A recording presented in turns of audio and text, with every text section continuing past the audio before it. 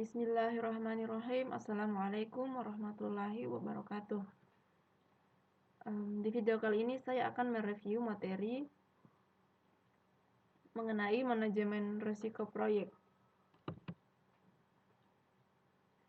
Risiko, menurut kamus, risiko adalah kemungkinan kerugian atau kecelakaan. Definisi dari risiko proyek adalah sebuah ketidakpastian yang dapat berdampak positif atau negatif bagi proyek.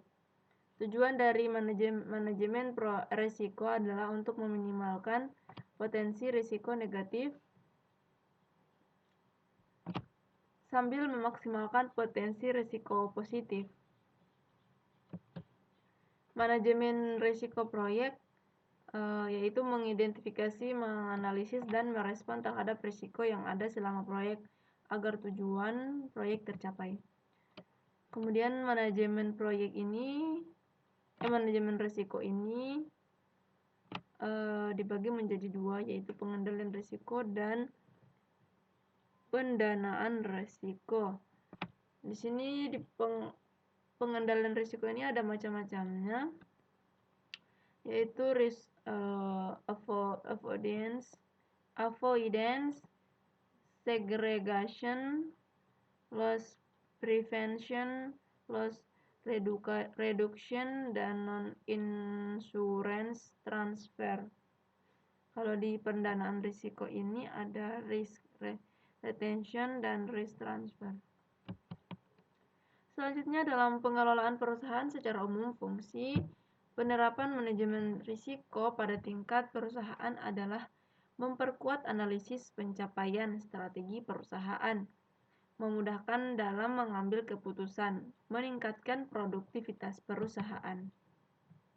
Di sini ada proses manajemen risiko, bisa dilihat di sini dari warna biru menuju ke warna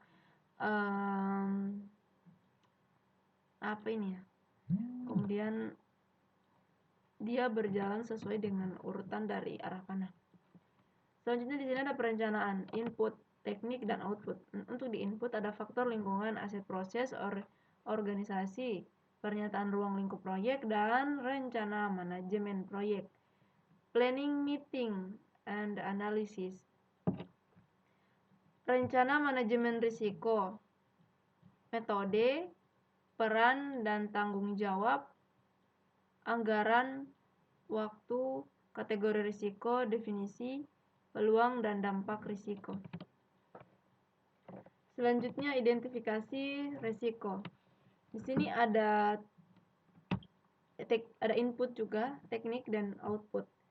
Jadi ada faktor lingkungan, aset proses organisasi, pernyataan ruang lingkup proyek, rencana manajemen proyek, rencana manajemen risiko. Untuk tekniknya, documentation review, brainstorming, DLP, interview, root cause identification, SWOT, analisis checklist, teknik dasar, atau cause effect flow chart.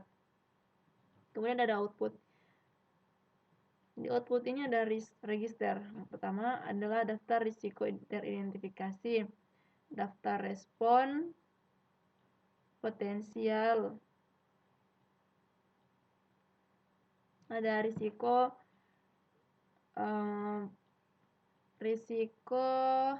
akar penyebab, dan kategori risiko update.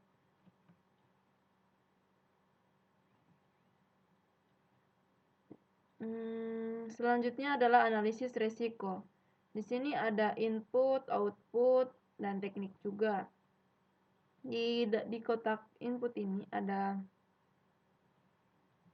aset proses organisasi, pernyataan ruang lingkup, rencana manajemen risiko, dan risk register. Untuk tekniknya, penilaian probabilitas dan dampak risiko. Yang kedua, matrik probabilitas dan dampak. Selanjutnya, penilaian mutu data risiko, kategorisasi risiko, penilaian urgensi risiko. Untuk outputnya di sini ada risk register update. Untuk analisis risiko kuantitatif, di sini input Untuk inputnya adalah aset proses organisasi, pernyataan ruang lingkup, rencana manajemen risiko, risk register, rencana manajemen proyek. Kemudian untuk tekniknya di sini ada data gathering, interviewing, probability, distribution, expert judgment, kemudian kuantitatif teknik, analisis sensitivitas, analisis expected, monetary value, pohon keputusan, modeling, dan simulasi.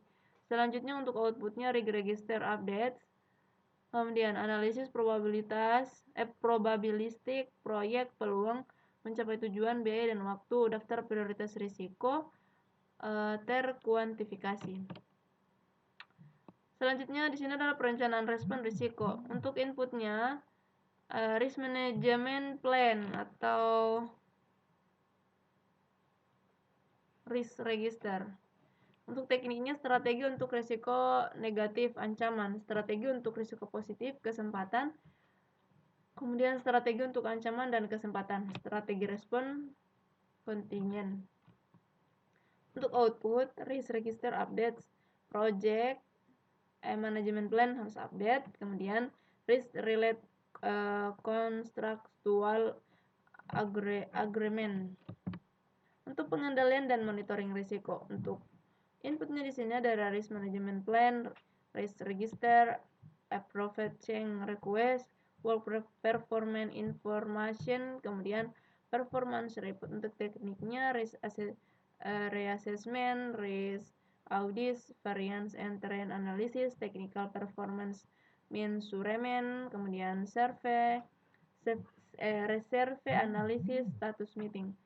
Untuk outputnya register, requested change, recommended corrective action, recommended preventive action, organizational process asset update ya, kemudian project management plan.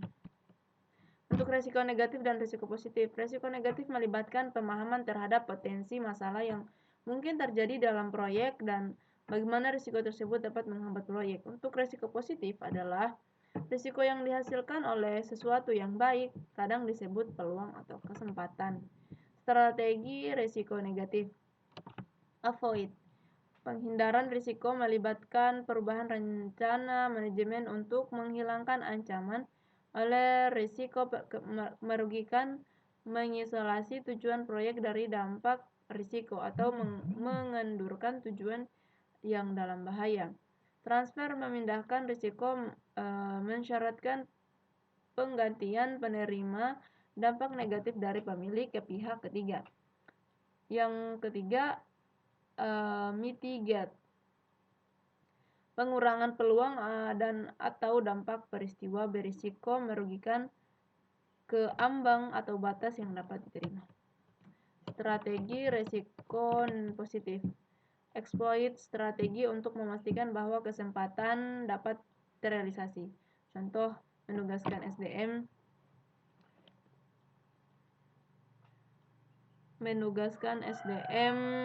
yang lebih berbakat untuk mengurangi waktu penyelesaian atau menyediakan mutu lebih baik dari yang direncanakan. Kemudian share, alokasi kepemilikan kepada pihak ketiga yang memiliki kemampuan terbaik menangkap peluang manfaat proyek. Contoh special purpose company, joint venture. Enchant, modifikasi ukuran kesempatan dengan meningkatkan peluang dan atau dampak positif dengan mengidentifikasi dan memaksimalkan pengendali kunci dari risiko berdampak positif. Perencanaan manajemen risiko. Output dokumen rencana pengelolaan risiko. Berisi prosedur untuk mengelola risiko sepanjang proyek. Isi dokumen manajemen risiko. Sini bisa dilihat ya. Kemudian di sini ada rencana kontingensi. Rencana kontingensi adalah aksi yang dilakukan oleh tim proyek apabila sebuah risiko benar-benar terjadi. Kemudian fallback plans. Rencana yang dikembangkan untuk risiko yang berdampak sangat tinggi pada keberhasilan proyek. Selanjutnya di kategori risiko. Di sini resiko pasar, resiko finansial, resiko teknologi, resiko manusia, resiko proses. Selanjutnya resiko breakdown struktur. Gambaran tingkat kategori resiko dari sebuah proyek digunakan untuk mengidentifikasi dan mengategorikan resiko. Di sini bisa dilihat contoh risk breakdown struktur. Di sini ada IT project, kemudian bisnis, technical organization project, manajemen, kemudian di bawahnya ada kompetitor dan lain sebagainya. Di sini ada potensi resiko negatif berkaitan dengan knowledge. Bisa di sini dilihat kayaknya sedikit buramnya.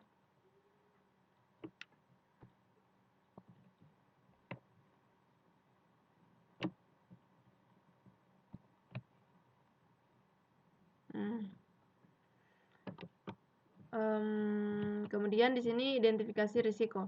Proses memahami potensi kejadian yang dapat menghambat atau membantu sebuah proyek. Alat bantu dan metode ini diidentifikasi risiko brainstorming, DLP, interview, analisis SWOT.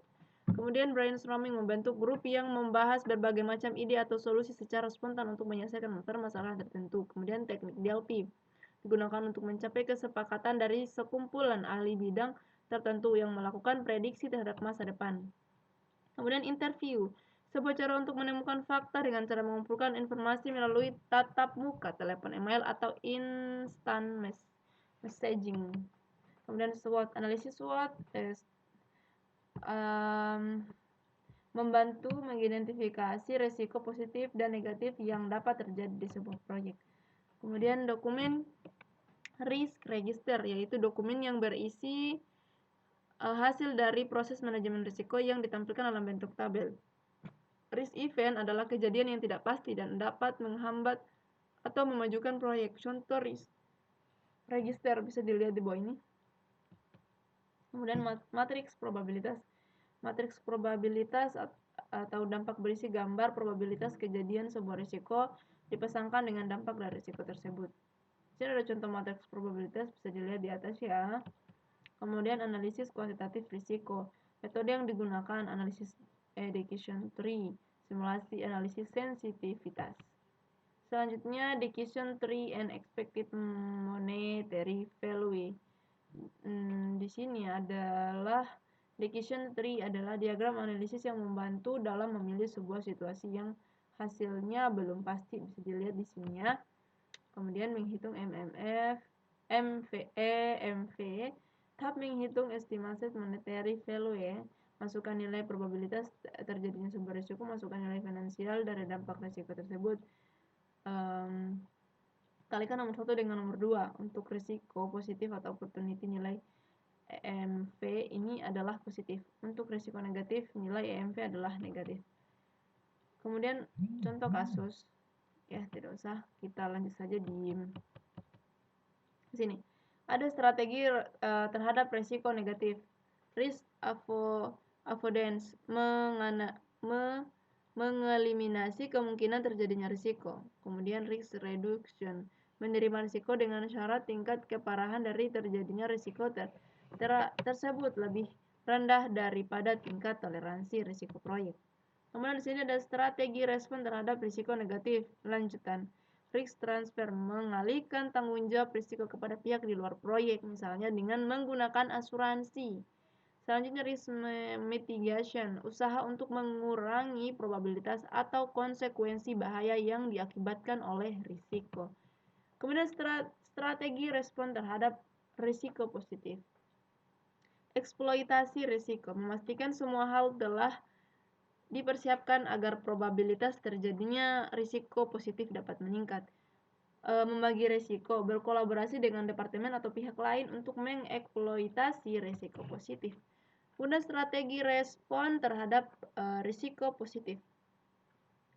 Meningkatkan risiko, usaha yang dilakukan agar sebuah risiko positif dapat terjadi. Menerima risiko positif yang sudah terjadi. Kemudian risiko residual, risiko yang terjadi setelah memperhitungkan kontrol yang sudah dijalankan dalam rangka pengurangan dampak dari risiko utama.